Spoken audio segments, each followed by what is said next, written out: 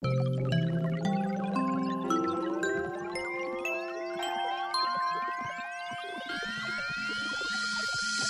welcome back to Co-Work Radio here on KZSB 1290 AM. I'm Catherine Raymond. And I'm Jan Walker-Wood. And we're a show all about the modern entrepreneur. Each week we interview two company founders. We are thrilled to have Norah Eddy in the studio with us. She is co-founder of Salty Girl Seafood, packages and sells sustainability sourced and traceable food. We're going to talk to her about that trend. And co-founded Salty Girl Seafood back in 2014. It tells the story of fishermen and women who caught it, connecting consumers more closely with the ocean and its resources. It's been tremendously successful.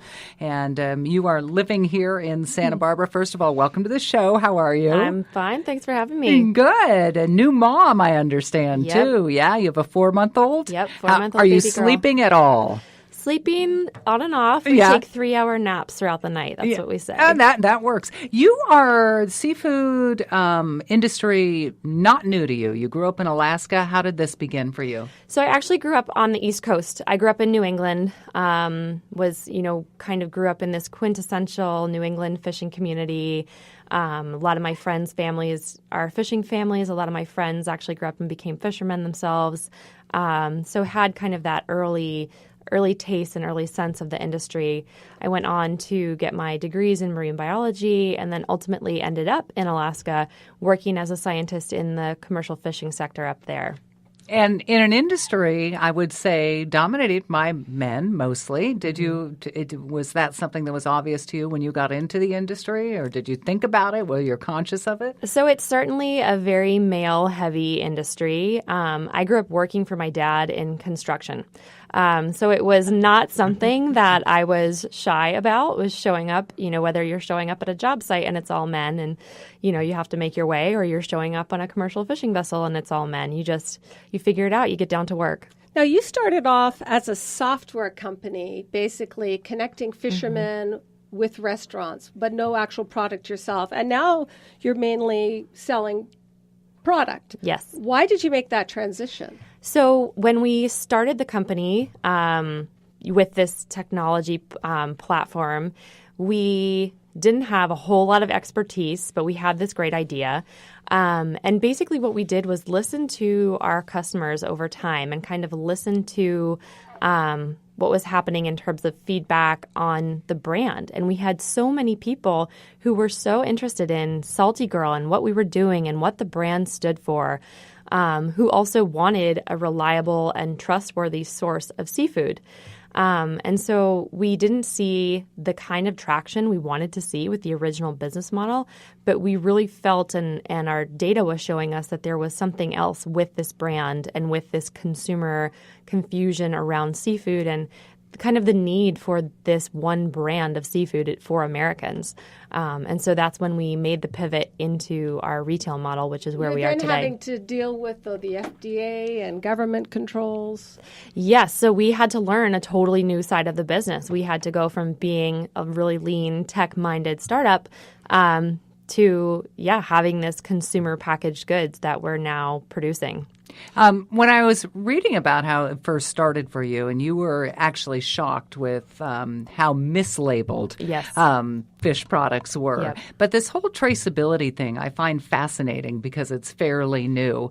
So is the idea that people should know exactly where their food comes from? Absolutely. Okay. Yeah. And how does that manifest in the products that you have? How do people know? So for us, the crux of our business is that we want to drive positive change in seafood. And the stake that we've kind of put in the ground there is sustainable seafood. So we source from well-managed fisheries, working under all of these constraints.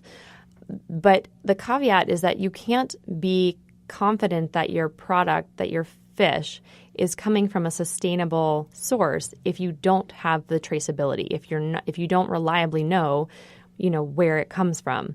And so the sustainability and traceability in the seafood sector in particular go hand in hand. It's something that is quite problematic in the seafood industry at large. And for Salty Girl, we are able to extract more value for ourselves and for our consumers out of having that traceability, because we create this connectivity between the consumer and the fisherman, the consumer and the ocean. And so for us, we show the story of your fish right on the back of every package. And you can go online and type in a unique code and see the vessel, see the place in Alaska where your fish is from, and really kind of have that great sense about what you're eating. Now, we hear a lot of controversy about farm-raised fish versus natural fish. Is all farm-raised fish bad? Because I know companies say Whole Foods have an Iceland farm fishery areas. That's a great question, and it's a confusing piece for a lot of consumers. I like to use the analogy, draw the analogy between kind of organic terrestrial farming and the large scale, big ag type farming. Those same models can be applied to aquaculture. So there are big, scary fish farms that are tearing up mangroves and have destructive environmental practices that are dumping pesticides into their, dumping all sorts of antibiotics and chemicals into their waters. And those are the things you want to avoid. But there are absolutely these small-scale farms. Most of the shellfish that we eat in America is actually technically farm-raised mariculture product. So there, you have to be careful. And again, it comes back to traceability. It comes down to knowing what the difference is and where is this product coming from. Now, here in Santa Barbara, as everybody knows, we have a drought, and we're about to take the saline out of the water, and then you have to dump the brine back in the water in order to make purified water for the city. Is that not going to affect the fish and the temperature of the water? Yeah, so I'm sure that there will be impacts. I would imagine that goes along with this whole planning process around any desal plant. I mean, that's why these processes are so long to have these things up and running. I am not, I'm not actively involved in any of that, but I would imagine that there are groups that are advocating firmly on having the full array of information required. Yeah. When you're talking we about your company, you're talking about you co-founded together with another woman who was also out at UCSB at the time and had a similar background, which is fascinating to me. And so you started this business, and then I'm wondering whether, because I think I read that the first customers were restaurants. Yes. And now it seems more it's to consumers themselves, individual people who are going out to Whole Foods, and we'll talk about that in a minute. But I guess this is a broad question. Do restaurants care as much as the individual consumer about where their fish is coming from? I mean, I know they should, but do they in general? Yes. I think it depends on the restaurant. I think there are a lot of the early restaurants that we worked with in Santa Barbara, these chefs that have this kind of farm-to-table mentality have that kind of across their menu. So they're sourcing their proteins that way, seafood included. And so I think that they very much value where all of their produce and where all of their protein is coming from. And I think kind of for the restaurants who maybe don't have that same mentality, there's been a lot of repercussion for mislabeling. Fines up to $50,000. I mean, there's wow. Yeah. So people are getting on board. What was the process for you to get into Whole Foods? Because I know that was a huge jumping point for you. Yes, it was a huge leap forward for us.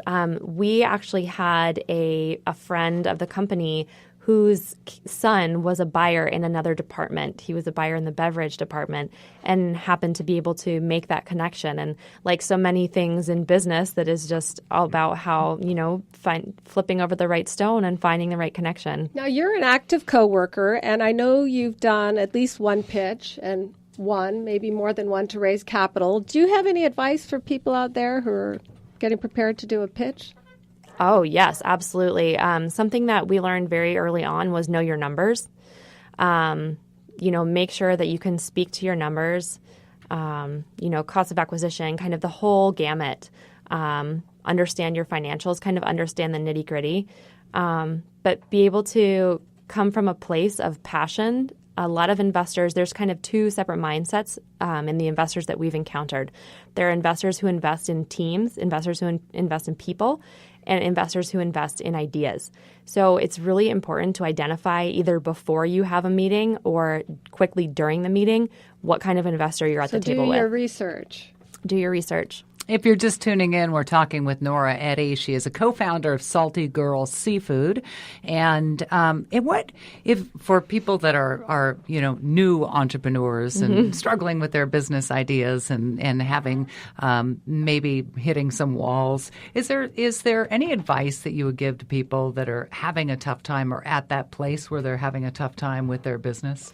Yes, I mean, I think that the old adage about entrepreneurship is a roller coaster is absolutely 100% true. And if you believe in what you're doing, and if the data shows that you have traction, just hold on and keep pushing through whatever it is. There have been so many times in our company that the challenges seemed unsurmountable, but that entrepreneurial fortitude is a real thing.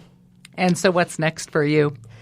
We have an exciting 2018 ahead of us. We're rolling out in Target stores across the country.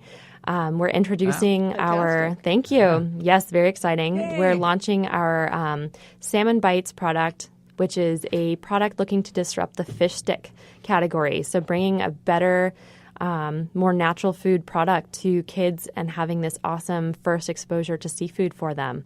So we'll be launching that nationally in select Targets. Does that have anything to do with you having a child? It actually doesn't. It just kind of was coincidental.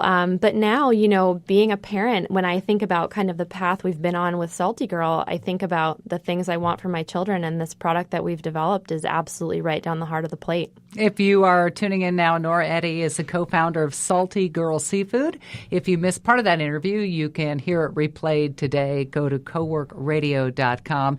Thank you so much for joining us. You are listening to, oh yes, thank you, Norah. Sorry. You're listening to Co-Work Radio. Please follow us on social media, and you can listen to episodes on coworkradio.com, iTunes, and iHeartRadio. After the break, Dan Engel is here, and Dan is CEO and co-founder of Mobile First, which is a cloud-based mobile conversion firm.